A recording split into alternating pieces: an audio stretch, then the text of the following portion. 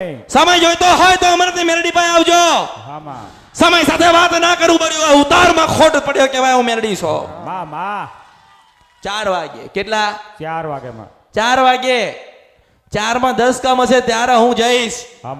નકટી વાવે જઈને ઉભી રહીશ. એ મેલડી ને કહીશ દર્શન આલો તમારા ભક્ત બન્યા છે તે લાપસી ખવડાવશે, હારું રાખશે. તમે સુખ આપો કે દુઃખ આપો છો પણ તમને અપનાવવા તૈયાર છે. તમે જવા તૈયાર છો એ તો ના નહીં પાડે, પણ કદાચ એવું કે દર્શન તો નથી આલતી, ભક્તિ નથી એટલી બધી એટલે દર્શન નથી આપતી. હું 7 વખત એમ કહીશ જાઓ દર્શન આપો, સમય થયો છે.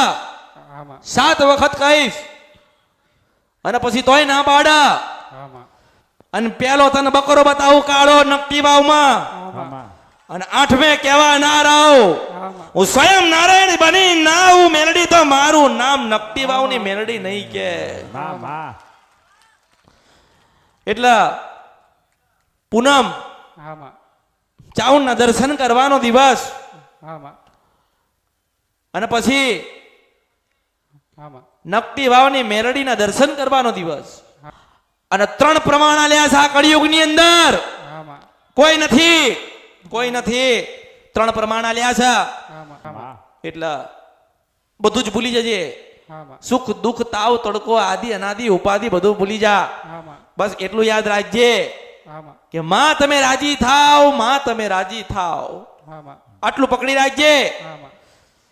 કોઈ દાડો માથું નહીં ફરાવું મેલડી છો, પણ યાદ કરે તો ભક્તિમાં યાદ કરજે, યાદ કરે તો દુઃખોમાં બેટા યાદ કરજે.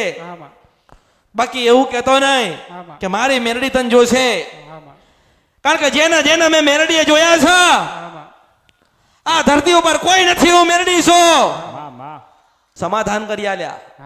મોટું દેવ દુઃખ લઈને આયા. મોટું કહેવાય. નિવસ્ત્ર થઈને ઘરની બહાર જતી રહી છે, પકડીને લાવે છે. દોરાએ બંધાયા, તાવીજે લાયો, પકડાતી નથી.